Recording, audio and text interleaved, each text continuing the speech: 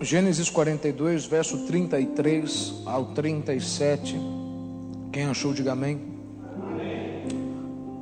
E aquele varão, o Senhor da terra, nos disse: nisto conhecerei que vós sois homens de retidão. Deixai comigo um de vossos irmãos, e tomai para a fome de vossas casas, e parti. E trazei-me vosso irmão mais novo, assim saberei que não sois espias, mas homens de retidão. Então vos darei o vosso irmão, e negociareis na terra. E aconteceu que, despejando eles os seus sacos, eis que cada um tinha a trouxinha com o seu dinheiro no seu saco. E viram as trouxinhas com seu dinheiro eles e seu pai, e temeram. Então Jacó seu pai disse-lhes: tende-me desfiliado. José já não existe, Simeão não está aqui, e agora levareis a Benjamim. Todas estas coisas vieram sobre mim. Mas Rúben falou a seu pai, dizendo: mata os meus 2 filhos, se tu não tornar a trazer.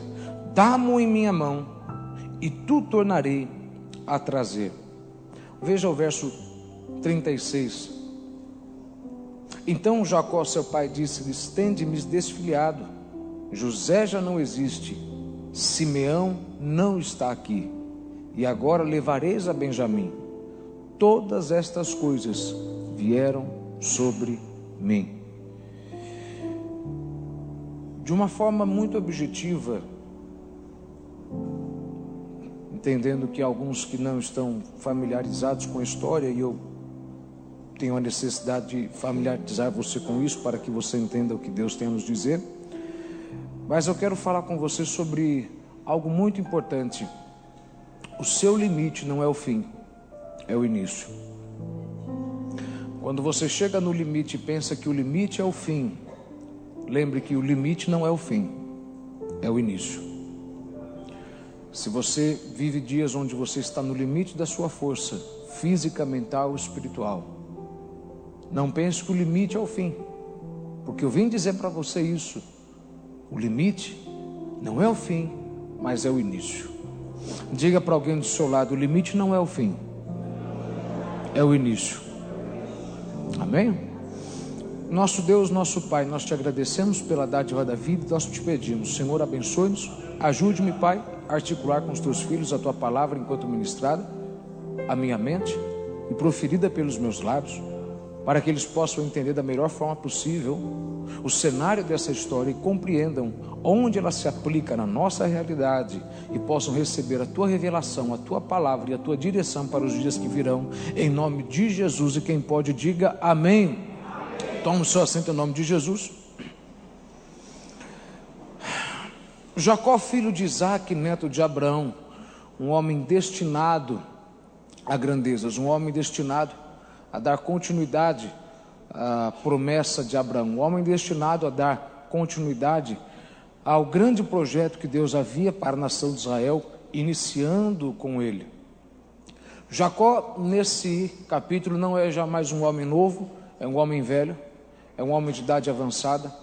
Ele mora em Canaã, nas terras que Deus deu a seu pai Isaac, e que Deus deu ao seu avô Abraão, terra que mana leite, terra que mana mel. Mas nesse momento, a terra prometida Abraão, dada a Abraão e tomada por Isaac e habitada por Jacó, já não é mais uma terra que mana leite e mel. O mel já não está mais na colmeia, já não mana mais leite, as vacas estão magras, o pasto verdejante ficou marrom, crianças chorando de fome, porque havia uma grande fome assolando a terra. Mas essa era a terra que Deus havia dito: é uma terra que mana leite e que mana mel. E Jacó precisa tomar decisão, ele precisa decidir que ele tem que sair da sua terra e buscar comida em um outro local, porque senão eles vão morrer de fome. A mesma terra onde Jacó está lutando para sobreviver, a fome 400 anos depois, seria a terra onde os seus filhos iriam querer voltar para lá, porque era a terra prometida que mana leite e mel, a saber, Canaã. Veja como as coisas mudam. A terra que manava leite e mel um dia, deixou de manar leite e mel no outro dia, mas lá na frente vai voltar a manar leite e mel.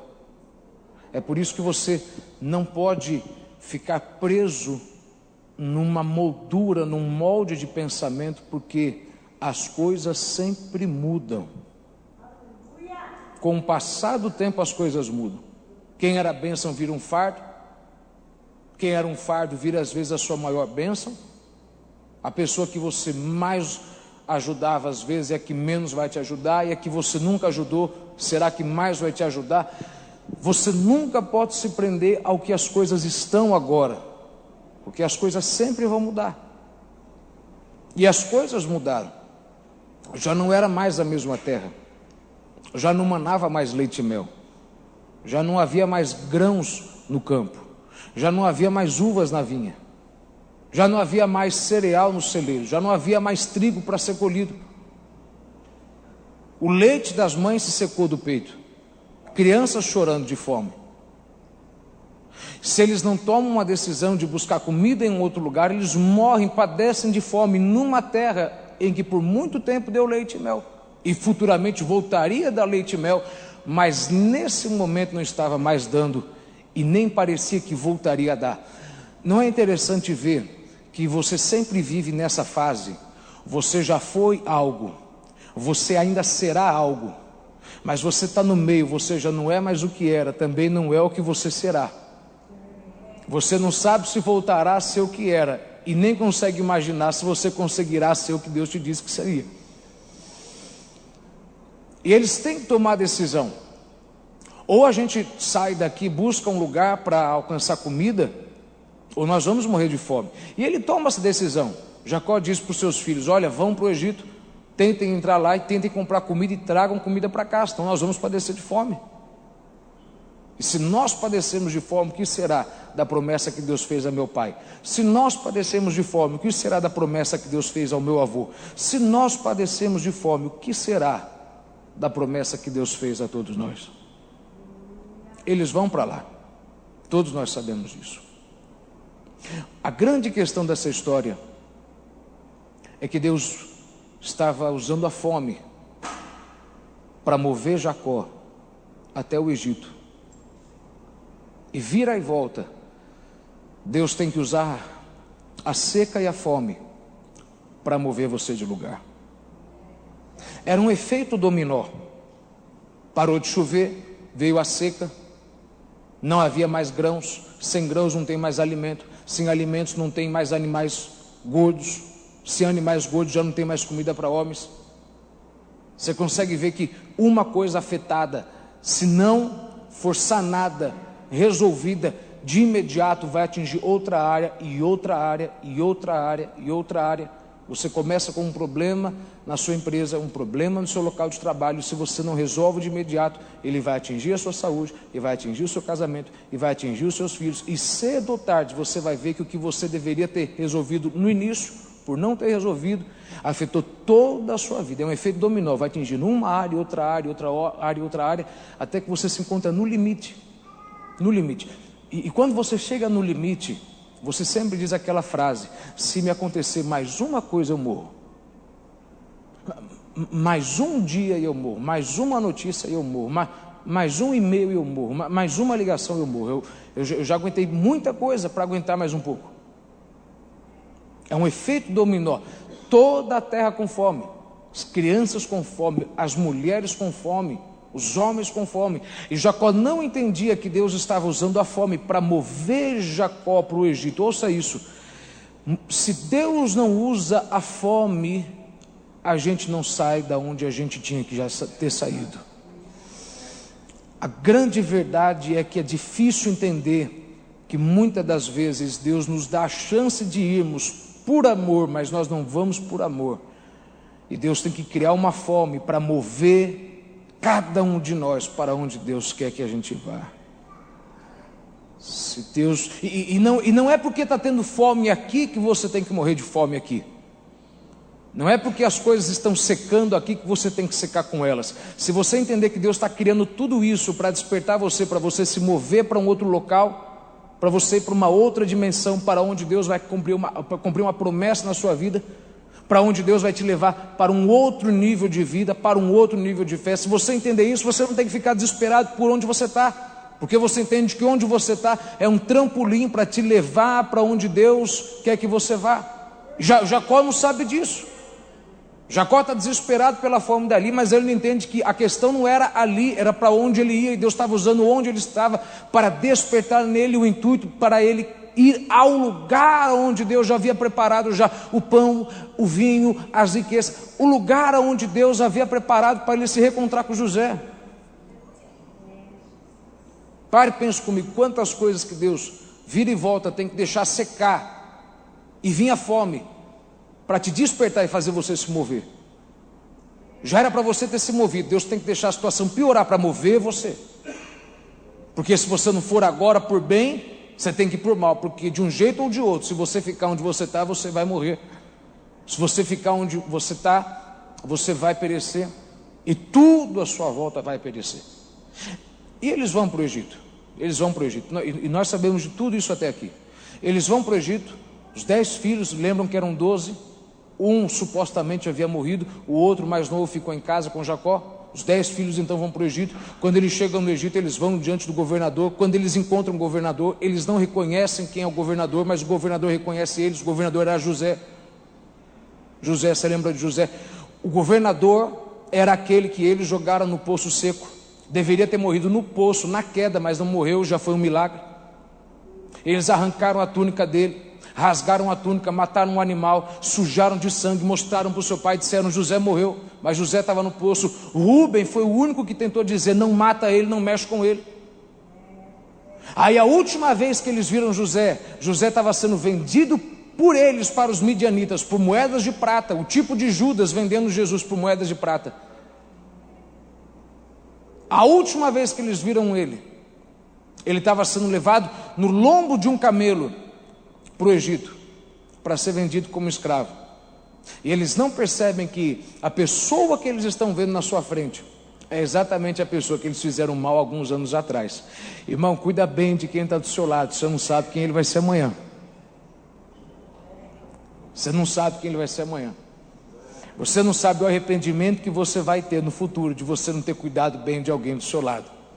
Porque momentaneamente o potencial dele é zero, mas eventualmente Deus sempre desperta o potencial de alguém, só para fazer você entender que Deus é um Deus que sempre faz as coisas mudarem. Diga isso para 5 pessoas aí: Deus faz as coisas mudarem. Deus faz as coisas mudarem. Quando José encontra eles, aí José faz uma certa maldade. O fim disso é bom. Tem aquela frase que diz o seguinte, que os fins justificam os meios. Não é porque os fins justificam os meios que você tem que usar de todo meio, porque todo homem bom tem uma coisa ruim dentro dele, e todo homem ruim tem uma coisa boa dentro dele. Se você não crê nisso, olha para você mesmo. Você é uma pessoa boa, mas tem algo ruim dentro de você. E se você não crê que toda pessoa ruim tem uma coisa boa dentro dele, lembra do Hitler. Ele não comia carne, era vegetariano, amava animais, não bebia, não fumava, era o homem dos sonhos de qualquer mulher, mas olha o que ele fez. Toda pessoa boa tem uma coisa má dentro, e toda pessoa má tem uma coisa boa dentro, mesmo que seja pouco. José, em poucos minutos, você vê um pouco de maldade dele, porque José traz um intérprete, não fala na língua deles, ele sabe que são seus irmãos, a Bíblia diz que eles não se reconheceram. Ele traz um intérprete, começa a conversar com eles, e ele começa a perguntar: o que vocês vieram fazer para cá? E eles disseram: nós viemos para cá para comprar comida, levar para o nosso pai, porque nós estamos passando fome nas nossas terras. José diz: não, vocês são espias. Eles entram em desespero: não, nós não somos espias, nós viemos para cá na fome, na necessidade. Não, vocês são espias. Ele: não, meu senhor, claro que nós não somos espias, nós éramos 12 irmãos, um morreu, o outro ficou em casa com nosso pai já é velho, e nós viemos para cá para comprar comida, para que ele não venha padecer de fome. José ouve isso e diz: não, vocês são espias, vocês vieram para cá para descobrir quais são os pontos fracos do nosso reino. Eles começam a dizer: nós não somos, até que José cria um impasse e diz assim: se vocês não são, faz o seguinte, eu vou prender um de vocês aqui, vocês voltam para lá, traga para mim o irmão mais novo, se eu ver o irmão mais novo, eu liberto ele e deixo vocês comprarem, se não, eu já sei que vocês são espias. E aí o negócio complica. Irmão, quando você pensa que o negócio já está ruim, não dá para complicar, Deus sempre garante que complica mais. Por isso que eu já não falo, eu já vi de tudo, porque quando você pensa que já poderia ter acontecido o pior, acontece algo pior ainda. José prende Simeão, eles vão embora, voltam para sua casa. Quando eles voltam para sua casa, eles têm que dizer para o seu pai que um ficou preso, e o que ficou preso só vai ser solto se levar o que ficou. E se não levar o que ficou preso vai ficar preso. E além de ficar preso, não vão comprar comida. E vão morrer de fome. Olha o impasse de ou vai ou não vai. Não tem outra opção, tem que ir. Ou o senhor libera Benjamim para a gente levar, ou então nós não podemos trazer Simeão de volta. E Simeão é um detalhe, é trazer Simeão e trazer junto a comida. Quando eles chegam para José, para Jacó, e eles dizem para Jacó que o governador do Egito fez, que duvidou que eles eram homens íntegros, que eram espias, e que ele não liberaria Simeão enquanto não comprovasse que eles eram homens íntegros. Quando Jacó ouve isso, a Bíblia diz que ele faz uma colocação que eu acho talvez uma das colocações mais tristes que existe em toda a palavra de Deus. Ele diz: todas essas coisas estão contra mim. Todas. Eu cheguei no meu limite. Eu estou cansado.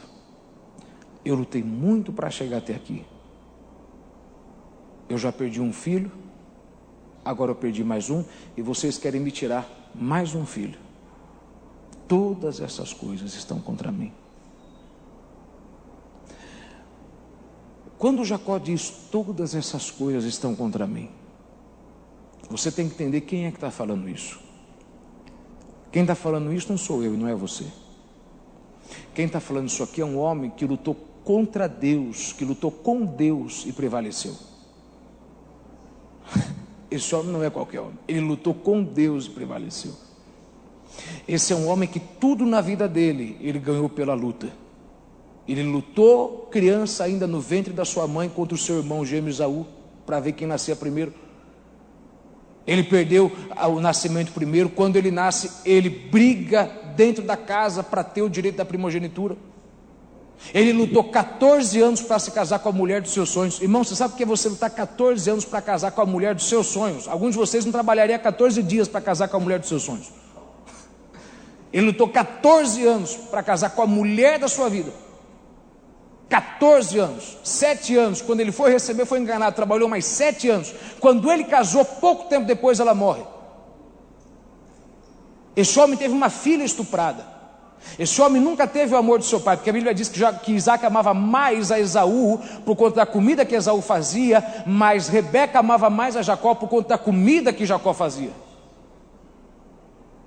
Esse homem não teve o amor do seu pai, esse homem não teve a preferência do seu pai, esse homem teve que fugir da sua casa para não ser morto pelo seu irmão, porque roubou do seu irmão, se é que roubou do seu irmão, porque ele não enganou seu irmão, ele enganou na verdade seu pai, porque o irmão dele apenas deu o preço. Então ele não enganou seu irmão, ele enganou seu pai. Quando ele pegou lá, lembra, os pelos de um animal colocou, e ele tocou nos peitos, tocou no braço e viu, e pensou que era Esaú, porque Isaac já estava cego. Então esse homem é um homem que tudo na vida dele, ele conquistou pela luta, a vida inteira ele lutou. Ele lutou desde cedo, ele lutou tanto desde cedo que ele lutou no ventre. No ventre ele lutou e não ganhou. Ele nasceu e começou a lutar em casa. Depois que ele lutou em casa, ele teve que fugir. Ele foi para o deserto e sobreviveu no deserto. Depois que ele foi para o deserto, ele vai para Peniel e luta com Deus e prevalece. Depois ele vai para a casa de Labão e ele luta contra Labão. Por 14 anos para ter Raquel, e ele ganha. Esse homem não é um homem fraco, esse homem é um homem forte. Mas esse homem agora diz: tudo isso está contra mim. Eu estou no meu limite. Estou no meu limite. A grande verdade que ninguém diz é que a pessoa mais forte, mais corajosa e mais persistente, uma hora chega no limite. Não importa, eu acho incrível tanto de gente que vem na igreja e você tem uma postura como se nada de errado acontecesse com você. Todo mundo tem um limite. Todo mundo. Alguns têm um limite maior, outros têm um limite menor, alguns têm um limite, alguns aguentam mais pressão, outros aguentam menos pressão sentimental, psicológica. Uns aguentam mais dores físicas, outros aguentam menos, não é? Mas todo mundo tem um limite. E esse homem, o acúmulo de lutas dele foi tão grande na vida que levou ele ao estresse, de que quando veio mais uma luta ele disse: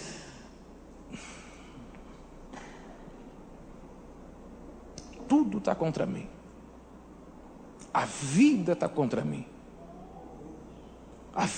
Eu perdi a mulher que eu amava. Eu perdi o meu filho mais amado. Eu perdi mais um filho. E agora vocês querem me tirar mais um filho. Tudo isso está contra mim. Não há uma pessoa que não tem um limite. Você sabe qual que é o problema de limite? Primeiro eu vou lhe falar uma coisa interessante. Limite é uma coisa que pode ser medido. A gente consegue medir o limite. Se eu quero saber o limite de um encanamento, de uma tubulação, eu tenho o que a gente chama de PSI. Eu sei quantos PSI está passando ali por dentro da tubulação. Quanto que aguenta, quanto que eu posso aumentar a força por encanamento ou não. Num carro a gente tem o quê? No carro a gente tem a medida do RPM, rotações por minuto. Quantas rotações tem, quantas rotações o motor faz, até onde ele aguenta e não estoura. É uma medida, eu sei que se eu passar daqui ele vai estourar. Numa balança, você tem quilogramas, né? Qual que é o limite do peso que aguenta para ela não quebrar? O problema é que não existe uma medida para o homem. Não existe uma medida para o ser humano. O carro tem uma medida, uma casa tem uma medida, o concreto tem uma medida, um cabo de aço tem uma medida. Mas o homem é o único ser no mundo que não tem uma medida. Você não consegue saber o quanto mais você aguenta. Tanto que vira e volta, quando você acha que não aguenta, você vê que aguenta. E às vezes você acha que aguenta, e quando você entra na briga, você fala: ixi. Aí você não aguenta. Porque não existe uma medida, não existe uma forma numérica da gente saber: eu aguento entrar em mais uma guerra, eu aguento entrar em mais um projeto, eu aguento lutar por mais tantos meses. Daqui tantos meses eu perco a minha força, daqui tantos dias acaba a minha graça. A gente não tem uma forma a gente não tem um medidor para saber se o tanque está acabando ou não. Porque vira e volta, quando a gente está cansado, Deus dá uma graça, você vai, você consegue, você vai para frente, você levanta, vira e volta, você está cheio de disposição. Quando você encara o problema de frente, você tem uma consequência muito pior do que quando você estava cansado. E você está cheio. E por quê? Porque não existe uma forma de medir. Não existe uma forma da gente saber: eu consigo ir à frente, consigo dar. Veja, essa palavra tem endereço. Porque nessa crise, muita gente está no limite nela. Mas se você parar para ver, você já estava no limite antes. Ela só foi a cereja do bolo. Você já estava lutando contra isso, contra aquilo, já estava tendo esse problema, já estava estressado por conta daquela situação. Aí veio essa pandemia, aí agora parece que você está no limite. Você fala: Senhor, mais uma coisa eu morro. Mais uma coisa eu quebro. Eu não aguento chegar mais longe do que eu já fui. Quantas vezes você vira e volta, você olha para Deus e diz: Senhor, mais 1,5 e eu vou quebrar. Mais uma pessoa que me decepcionar, eu estou acumulando muita coisa. Mais uma discussão, mais uma cirurgia que eu tiver que passar, mais uma enfermidade, mais um exame que sai. mais um tratamento, mais um diagnóstico, mais uma conta atrasada. Senhor, mais um, porque eu estou no meu limite. Eu estou no limite. O problema de quem chega no limite é que a gente não gosta de mostrar que está no limite. E é impossível você esconder que não está no limite. Cedo ou tarde, irmão, fica perceptível para todo mundo que você está no limite. Você está falando mais devagar, está falando mais cansado, a sua expressão facial já não é a mesma. Você sorri para tirar foto, quando acaba a foto você já muda o teu semblante. Você chega em casa cansado, você vai para a cama se arrastando, teu pé dói quando você pisa no chão, você deita e você tem dores no seu corpo tão grandes que você tem sono, mas a dor do corpo não te deixa dormir. Você vira de um lado para o outro, o sono veio, mas e como você consegue dormir? Você sabe o que é você ter sono e não conseguir dormir? De tanta dor que você está sentindo. Dores físicas resultantes de um acúmulo mental e espiritual que você está tendo na sua vida. É muito estresse. Eu disse algo muito interessante aqui ontem. Você não tem noção do tanto de gente que está indo parar no hospital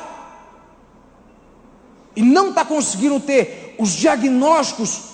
Tem os diagnósticos, tem os sintomas, mas não consegue achar a raiz do problema, porque não tem nenhum problema. O problema é espiritual, e não é que ele tem demônios, é que ele está lutando faz muito tempo contra demônios. Você está lutando há muito tempo no teu casamento, muito tempo na tua casa, e está lá às vezes 2, 3 semanas no hospital, e ninguém sabe o porquê, e você sabe, isso aqui é um conflito espiritual. É uma falta de ar, você não tem nada, você não tem asma, você não tem bronquite, você não tem nada. É uma consequência espiritual. Pouca gente sabe o que é você sentir dor no físico, que não tem nada de errado no seu corpo. É consequência de uma guerra e conflito espiritual que você tem, porque você está acumulando faz tempo. E aí você chega num estado que você está tão no limite, você fala: Senhor, mais um. Olha, Senhor, o Senhor está gozando com a minha cara. O Senhor está brincando com a minha cara. Irmão, se você nunca disse que Deus está brincando com a tua cara, fique em paz. Um dia você vai dizer: Senhor, o Senhor está brincando com a minha cara. O Senhor quer me matar, não é possível. Porque me mostra uma razão para me continuar firme nisso aqui. Me mostra uma razão para me continuar de pé.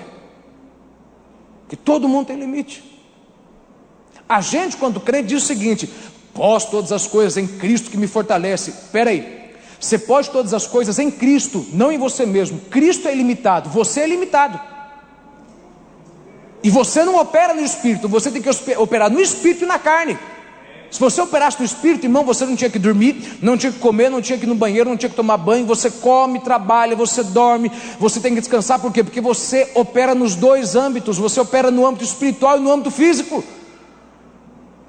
E é impossível você ser ilimitado no físico. Você pode fazer todas as coisas operando por Cristo, mas pela carne não. Pelo seu natural você não consegue. Irmão, vira e volta. Você vai precisar descansar. De vez em quando você vai precisar comer. De vez em quando você vai precisar sair de casa, refrescar a cabeça, voltar para casa. Porque você tem um limite. Você tem um máximo. Jacó está numa situação em que ele já não sabe mais o que fazer. Ele ouve o que os seus filhos dizem: se nós não levarmos Benjamim para lá, Simeão não volta. E Simeão vai ficar lá. Jacó foi um homem. Jacó não foi qualquer homem. A gente diz que Sansão foi o homem mais forte. Jacó foi muito mais forte que Sansão. Não fisicamente, espiritualmente. Ele teve uma série de vitórias na vida dele, mas ele teve uma série de lutas. Ele nasceu lutando, ele foi gerado lutando.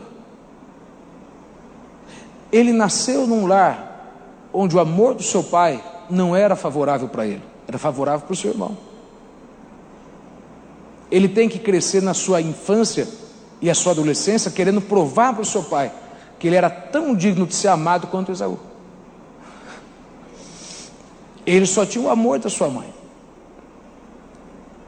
Ele, quando rouba, quando ele toma o direito da primogenitura, não vou dizer roubo, mas quando ele toma para si e engana o seu pai, ele tem que fugir da sua casa para o seu irmão não matar ele. Ele passa a vida inteira sem voltar a ver seu pai e sua mãe. Ele foge de casa e nunca mais ele vê seu pai e sua mãe. Sabe o que é você sair de casa e nunca mais você vê teu pai e tua mãe? Até o dia da morte deles.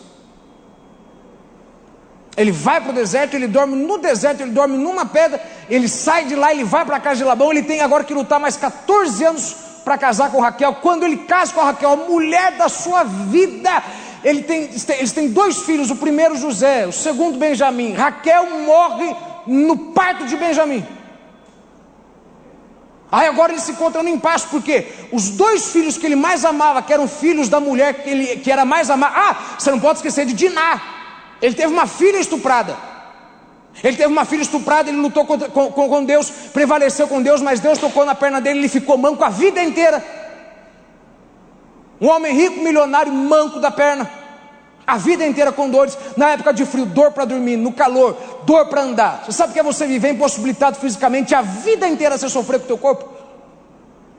E ele sofreu com o corpo a vida inteira, porque era um sinal de que ele lutou com Deus. A vida inteira. Um acúmulo de dores.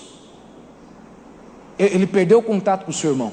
Ele nunca mais viu o seu irmão. A pior coisa para um irmão gêmeo é quando ele perde o contato com o outro, porque você perdeu a sua metade. Ele passou anos sem ver seu irmão. Nunca mais viu seu pai e sua mãe. E a mulher dos sonhos dele morreu. O filho mais amado morreu. E agora estão querendo tirar mais um filho, porque um já foi embora. 4 filhos perdidos. Uma foi estuprada, um morreu, o outro está preso, e agora querem me levar ao quarto. Todas essas coisas estão contra mim. Todas. Se eu tiver mais um problema, eu não sei o que vai ser. Alguém por esses dias tem dito isso consigo mesmo: Senhor, eu lutei muito para chegar até aqui. Mais um problema e eu não dou conta. Mais uma perda. Se fosse antes, eu tinha condição de lutar. Mas eu cheguei no meu limite. Veja, o ponto que eu quero que você entenda isso. O problema de Jacó é que Jacó só estava olhando tanto de coisas ruins que deram na vida, e ele não olhou a tanto de coisas boas que deram certo para ele. Quando você enfrenta a maior luta da sua vida, Satanás tem que dominar sua mente, senão ele não domina você. E para dominar sua mente, ele vai te expor tudo que deu errado e vai te fazer esquecer tudo que deu certo. Mas diga para alguém essa palavra, porque ela é profética. Diga: sua vida não é uma série de derrotas. Diga isso, porque isso é de Deus. Sua vida não é uma série de derrotas. Levanta a sua cabeça, resplandece o seu rosto, lava a tua face, segue em frente.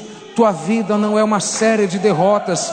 Lembra do Deus que te manteve quando você não tinha emprego. Lembra do Deus que te livrou de morrer ainda na barriga da tua mãe. Lembra do Deus que não deixou você morrer daquela enfermidade. Lembra do Deus que não deixou você morrer na mesa de cirurgia. Lembra do Deus que livrou você da depressão. Lembra do Deus que não deixou o carro capotar. Lembra do Deus que não deixou você morrer cedo. Lembra do Deus que não deixou você suicidar. Lembra do Deus que não deixou você cair naquela traição. Lembra do Deus que não deixou você cair naquela armadilha. Lembra do Deus que não deixou você cair naquele roubo. Lembra do Deus que não deixou você ser enganado.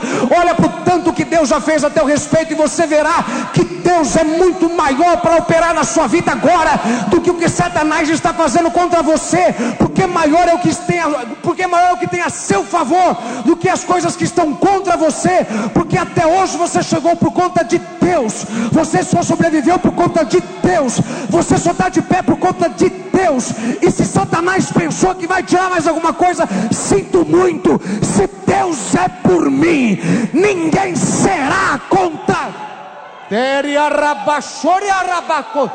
Diga aí para 5 pessoas, diga: levanta a cabeça que Deus é contigo, levanta a cabeça que Deus é com você, levanta a cabeça que Deus está na tua vida. Para de olhar para o que o diabo está tirando. Isso é uma distração da onde Deus vai te levar, para o que Deus vai fazer, para o que Deus vai te dar, para o que Deus vai cumprir na sua vida. Olha e lembra de Deus quando você não tinha nada, mas você deu a volta por cima. Quando você estava sozinho, mas Deus te fez chegar lá. Você chegou lá sem padrinho, sem esquema, sem nenhum jeitinho, porque Deus era com você.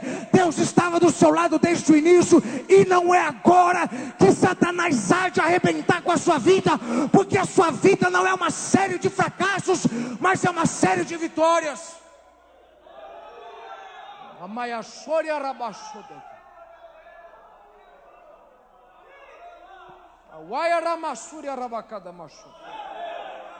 Diga para alguém: lembra de Deus, irmão.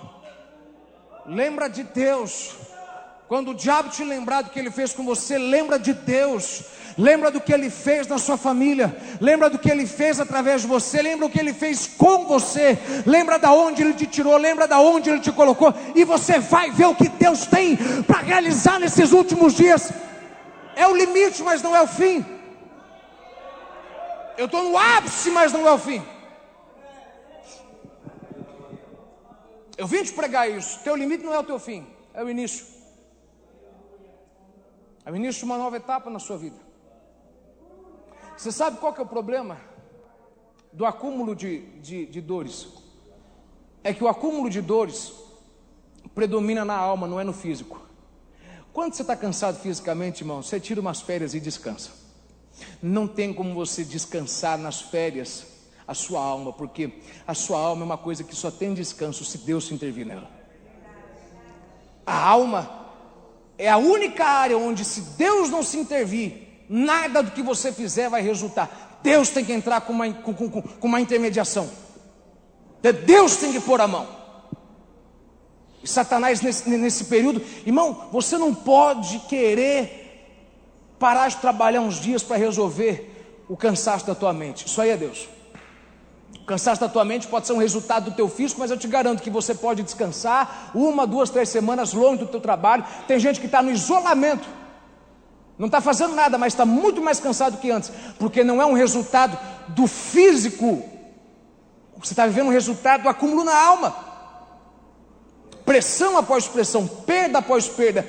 E Satanás proíbe você de, nesse momento, enxergar o que Deus fez a teu favor, e você só enxerga o que o diabo fez contra você. Porque quando você enxerga o que Deus fez a teu respeito, você consegue ver as coisas niveladas. Você consegue ver que para cada luta teve uma bênção, para cada vitória teve uma dor, e para cada mar fechado teve um mar aberto.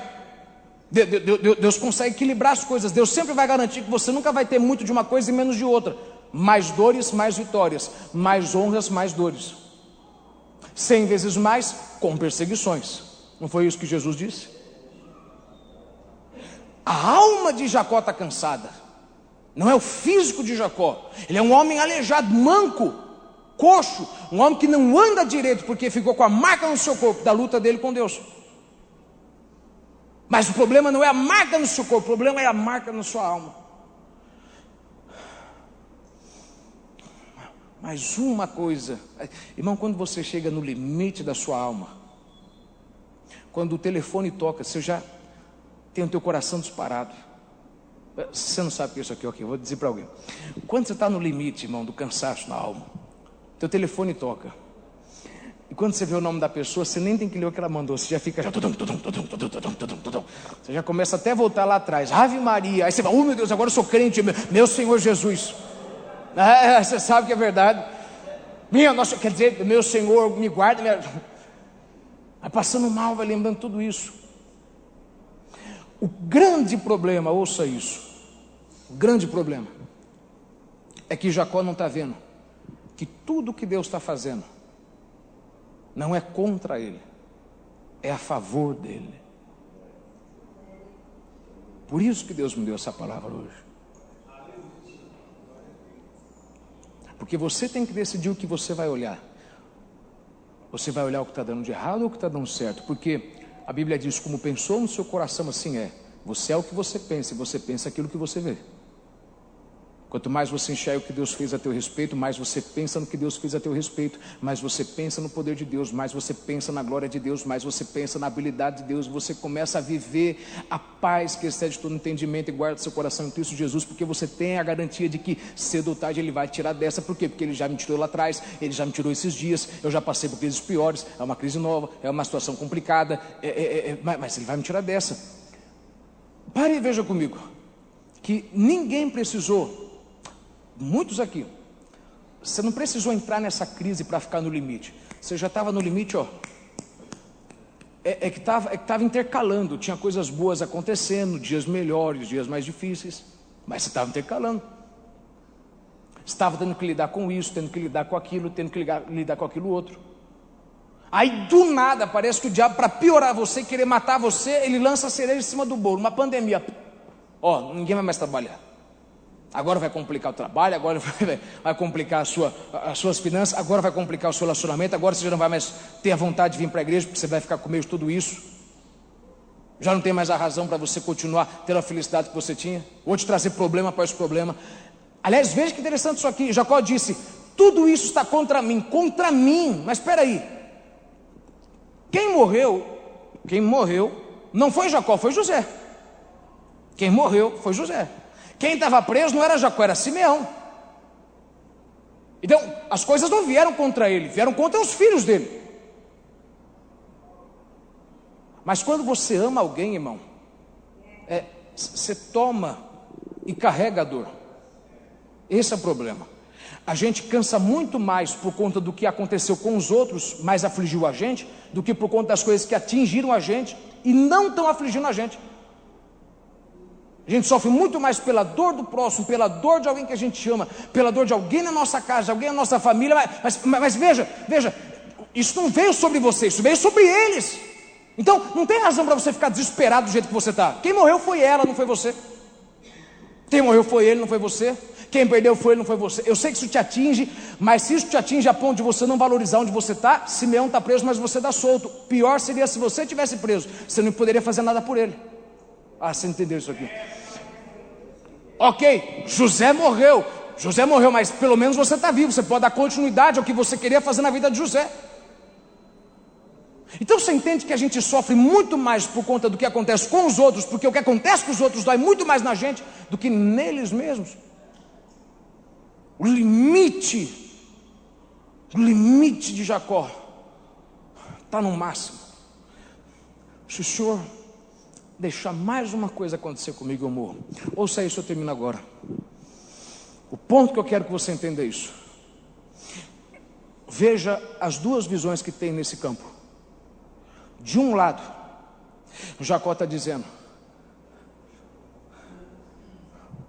tudo está contra mim. Eu não tenho uma mulher na minha cama, meus filhos já não brincam mais ali, a despensa está vazia, tudo está contra mim, tudo está contra mim. Meu filho mais amado quase está sendo levado embora. Ele olha para a sua casa, tenta achar um lugar de alegria e fala, tudo está contra mim, tudo, eu não consigo achar um lugar. Tudo isso veio para o meu filho, é o meu limite. Se mais alguma coisa acontecer, eu morro. Do outro lado está Deus orando, dizendo, está tudo acontecendo do jeitinho que eu quis para beneficiar Jacó. Ah, você não entendeu isso aqui? Embaixo Jacó está dizendo, está tudo contra mim. Lá em cima Deus está dizendo, está tudo trabalhando a favor dele. Diga para alguém do seu lado, profetizando, está tudo trabalhando a teu favor. Está tudo trabalhando a teu favor. Porque Jacó não sabe que se Jacó vai para o Egito, duas coisas. Primeiro, ele vai se reencontrar com José e vai ver que o José não morreu, José estava vivo. Não só estava vivo, mas estava vivo com abundância. Era o homem mais poderoso do Egito depois de Faraó. Estava sentado no trono do Egito e tinha poder de restaurar a vida de Jacó. E o segundo ponto, ele não sabia que ele nunca mais ia deixar de ver Simeão. Pelo contrário, ele ia voltar a ver Simeão. E voltando a ver Simeão, ele iria voltar a reunir a família inteira de novo.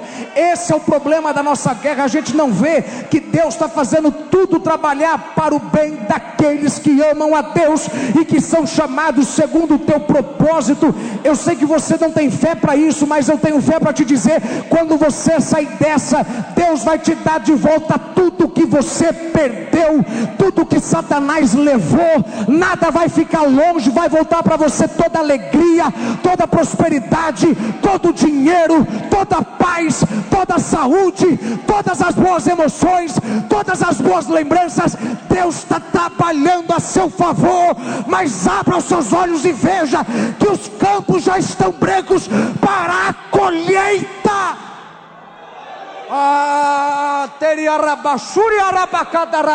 Levanta a mão por 2 minutos se você crê, e dá glória o mais alto que você tiver. Dá o aleluia mais alto que você tem. Chame as coisas que não existem como se já fosse. Eu sei que você não vê saída, mas diga: vai ter saída. Eu vou sair dessa melhor, porque eu creio que Deus está do outro lado, e eu não sei o que acontece do outro lado. A Bíblia diz que Pedro estava preso na prisão, mas do outro lado o povo orava. E enquanto o povo orava de um lado, o anjo vinha de outro lado. Enquanto alguém ora aqui, os céus se movem lá, e Deus vai garantir que o lado dele trabalhe em seu favor.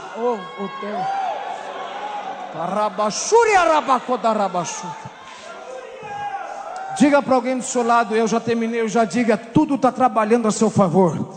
Tudo está trabalhando a teu favor. Tudo. Você há de ver o que Deus há de fazer na sua vida. Tudo está trabalhando a teu favor. Se você crê nisso, levante a sua mão, que eu vou dizer uma palavra profética. Quando você sair dessa, vai sair com muito mais dinheiro do que quando você entrou. Quando isso acabar, você vai sair com muito mais paz do que quando você entrou. Quando você sair dessa, você vai sair com muito mais abundância do que quando você entrou. Eu estou dizendo que Deus vai abrir as portas celestiais e vai derramar sobre a tua vida uma boa medida, recalcada, sacudida e transbordante. Mas comece a olhar que tudo isso que está acontecendo é uma distração de Satanás, para que você não veja que a mão de Deus está operando.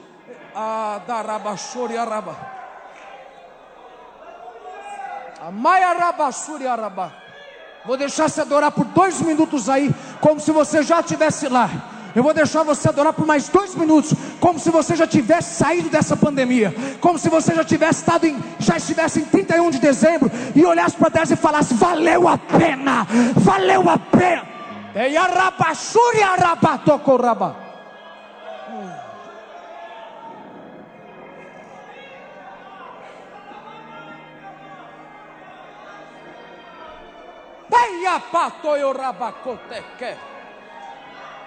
Levanta as mãos e recebe a graça de Deus, recebe a unção de Deus, receba o poder de Deus. Você vai sair dessa melhor. Calma, não desanima, fica firme, passo por passo, dia após dia. Você está mais longe do início do problema e mais perto para sair desse vale. Você está mais longe da raiz do problema e mais perto da sua cura, mais perto da sua vitória, mais perto da sua restituição, mais perto do seu restabelecimento.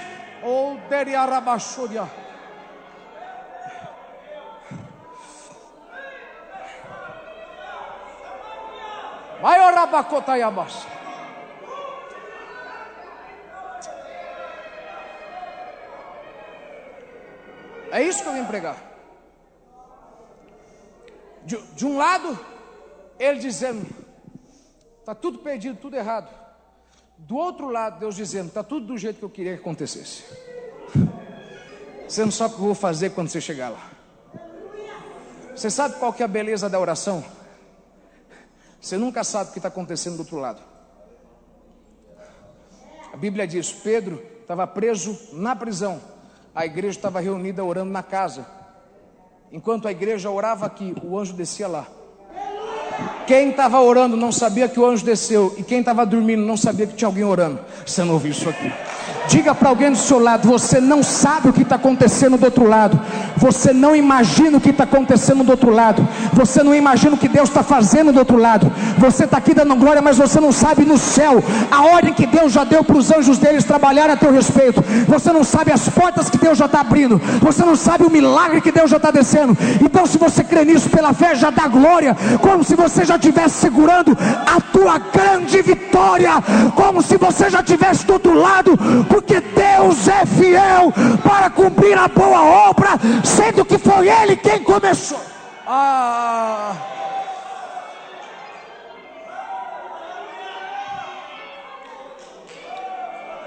O limite não é o fim, o limite é o início. Da onde eu tiro isso? Quem teve filho aqui pro parto normal sabe que quando você chega no limite da dor, ele nasce. Quando você chega no limite da dor, ele nasce. Quando você dá o teu último, nasceu. Que maravilha.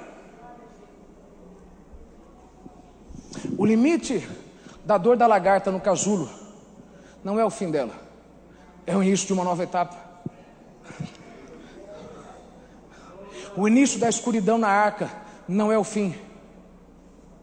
O limite da escuridão na arca não é o fim, é o início de uma nova etapa. E as águas se abaixaram. É você quem tem que decidir para onde você vai olhar. Você vai olhar para o que Deus está fazendo. E como que eu sei o que Deus está fazendo? É só você lembrar o tanto que Ele fez no silêncio lá atrás, e você vai entender o que Ele está fazendo no silêncio agora. Você não viu isso? O que o Jacó não sabe, último ponto, é que o que Deus está fazendo vai ser tão grande, porque o Jacó arruma as malas, ele entra no carro, sobe no camelo, vai para o Egito. O que ele não sabe é que lá no Egito Deus já tinha preparado tudo para restituir a vida de Jacó. Diga para alguém do seu lado: Deus já preparou tudo para restituir a sua vida. Esse é meu último ponto, ouça. Veja que interessante isso. José está no trono do Egito, José está em cima, Jacó está na fome, Jacó está embaixo. Jacó está embaixo, mas Jacó, quando tinha José, estava em cima. Mas um dia José foi jogado embaixo. Quando José desce e é jogado para o poço, ele é jogado no poço e desce, porque um dia ele tem que subir. E agora que Jacó está lá embaixo, ele não imagina que Deus já tinha feito alguém subir para estender a mão e dizer: Pai, vem. Eu estou vivo esse tempo todo. José disse: vocês não têm que me pedir perdão, porque o que vocês fizeram por mim veio como bem, porque Deus me preparou para estar aqui a essa hora, não por conta minha, mas para que eu pudesse restaurar a vida de vocês. Deus me fez descer para me subir, para quando meu pai estivesse embaixo dissesse: Pai, dá a mão para o teu filho e vem para o meu lado. Ouça essa palavra: Deus já pôs alguém do outro lado para estender a mão e te tirar dessa. Alguém que vai colocar os papéis em cima, alguém que vai acelerar o processo, alguém que vai ser instrumento para a sua cura, alguém que vai ser instrumento para o seu milagre. Deus já colocou o CPF e o RG de quem vai ser usado para que você venha viver a abundância de Deus na sua vida.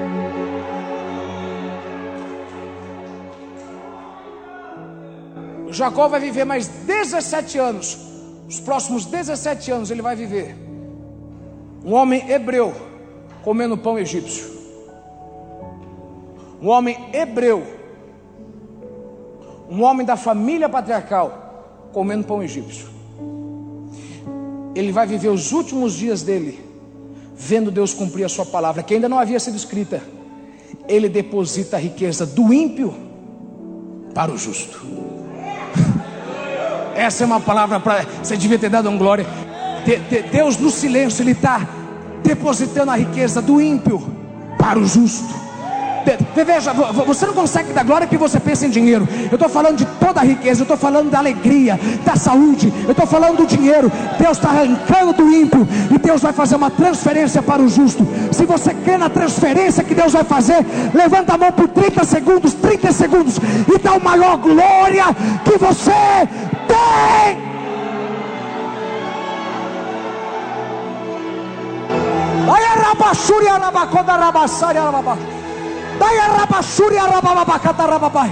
Tem riqueza vindo sobre a tua casa, tem riqueza vindo sobre as tuas emoções, tem riqueza vindo sobre o teu trabalho, tem riqueza vindo sobre a tua igreja, tem riqueza vindo sobre os teus filhos.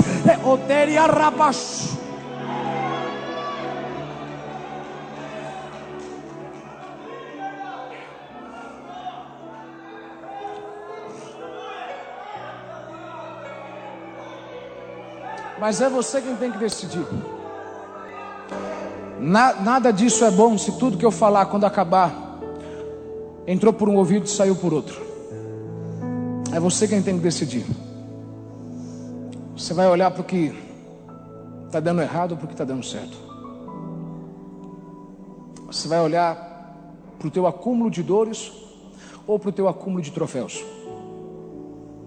Você vai olhar para o teu acúmulo de perdas ou para o teu acúmulo de ganhos. Para onde você olhar nessa crise vai determinar para onde você vai.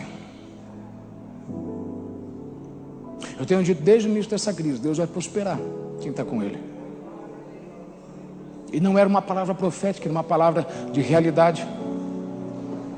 Algumas pessoas ainda não compreenderam isso. E Deus está dizendo, não depende apenas de quem fala, depende de quem recebe. Eu disse algo muito interessante aqui ontem. Eu disse, o fracasso do aluno não é o fracasso do professor. Só porque você tenta fazer alguém dar certo, crescer na vida, não significa que o fato dela não ter dado certo, a culpa é tua. Às vezes você quer muita coisa boa para os teus filhos que eles mesmos não querem para eles mesmos. É a grande frustração de pais. Você quer o melhor para o teu filho, o que você quer para ele, eles não querem para si mesmos. É a mesma coisa com Deus. Deus tem esse conflito com você. Ele quer tanta coisa para você, mas você mesmo não quer. Eu sei que você muitas vezes não entende que você mesmo não quer, porque você ainda diz assim, eu quero, eu desejo, eu almejo. Mas se você desejasse de fato, suas reações seriam diferentes. Na verdade você não quer, você quer ter o leve pensamento de que vai acontecer um truque mágico e Deus vai fazer na sua vida. Pim, pum, apareceu. Que não vai precisar acontecer nada. Que José vai aparecer na porta da tua casa. Peraí, sai da tua casa, sobe no camelo, entra no carro e vai. José está vivo, mas ele não vai vir, você tem que ir até ele. A bênção existe, ela não vai vir até você, vá até ela. Eu estou dizendo para as pessoas voltarem para a igreja, porque a bênção já existe, vá até ela. José está vivo, e José tem poder e abundância. José é tudo aquilo que você perdeu, mas Deus não vai restituir da forma que perdeu, Ele vai restituir com muito mais. Você perdeu uma alegria no passado, está vindo uma alegria muito maior na sua vida, de uma outra forma, mas é melhor. Veja, ninguém vai bater na porta da tua casa lá fora e você vai abrir a porta e que maravilha. Não. Sai de casa. Sai. Você não tem necessidade de ficar no isolamento em Canaã. Vai para o Egito. Teu isolamento em Canaã vai levar você à derrota. Teu isolamento em Canaã, teu isolamento espiritual. Você quer ver que interessante isolamento espiritual? Você vai todo dia para o teu trabalho, você vai trabalhar, mas você não levou você para o trabalho. Você vai lá bater cartão, porque quando você leva você para o trabalho, você não trabalha, você dá uma aula, você dá um show. Eu vou mostrar como é que trabalha, é desse jeito que trabalha. Você está tão cansado, tão exausto na sua alma, que você levanta dia, virou uma rotina. Tudo que é rotina é mal, porque Deus não é Deus de rotina. Deus é um Deus de fases: primavera, verão, outono, inverno, tempos de luta, tempos de graça, tempos de paz. Deus é um Deus de tempos, de fases. Deus não é tempo de... Deus odeia tudo que é rotina. Diga bem alto comigo: Deus odeia toda a rotina. Então quebra a tua rotina se você quer ter uma rotina nova. Quebra a tua rotina. Estou te dizendo, se você não sai da tua casa para ir para o Egito, José não vem. Se você não decidir que não importa a pandemia, você vai dar um jeito de voltar a ser quem você era antes de entrar nela, você vai ver o que Deus vai te dar nessa época de fome. Se essa palavra é uma palavra que falou com você e você precisa de oração, dá o aplauso mais forte que você tem para dar para Jesus.